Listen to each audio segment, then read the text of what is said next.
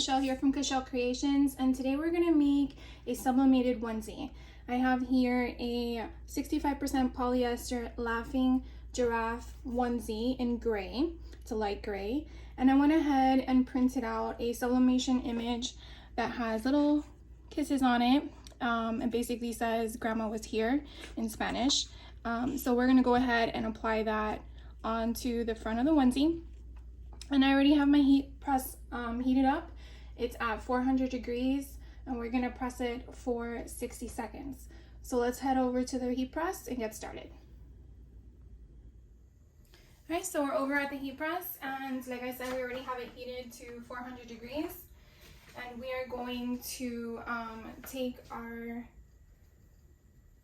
onesie, and we are going to lint roll it because we want to get all of the little fuzzies that we can see off of it so it doesn't adhere to the material. And we're going to give it a good press for about 5 or 10 seconds. This is mainly just to get all the moisture out of the fabric so that way the sublimation image can adhere to it. So let's go ahead and give it a few seconds.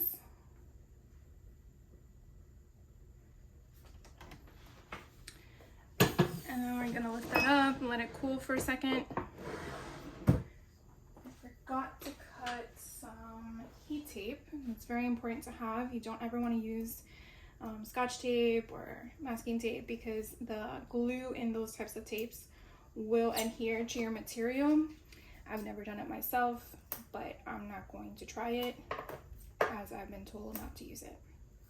So I'm going to cut myself a few strips of heat tape, and it's the yellow tape that you can find on Amazon. I'll list it below. And now we're going to go ahead and take our image.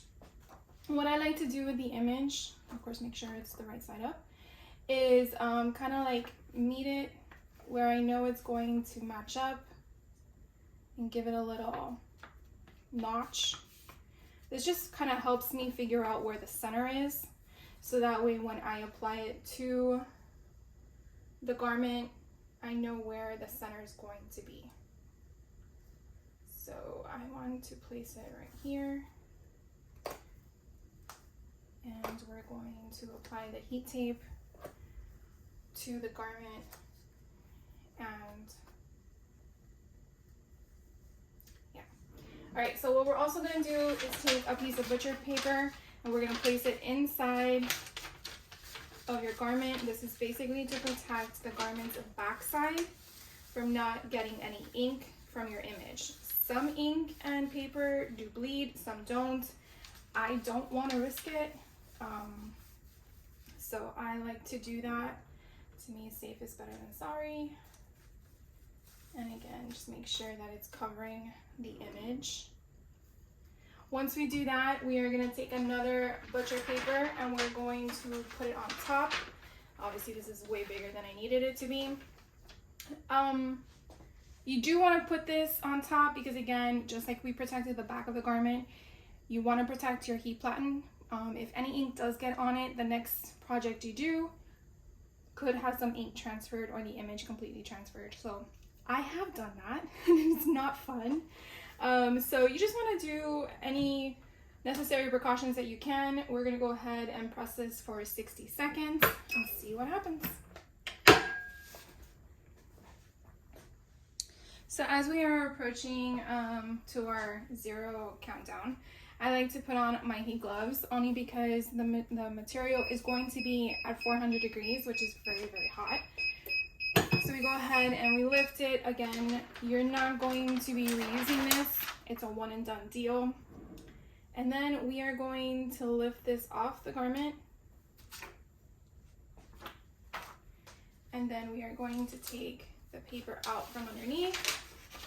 And then we're going to bring this over to our table to cool off, and then I will show you what it looks like. Came out super cute.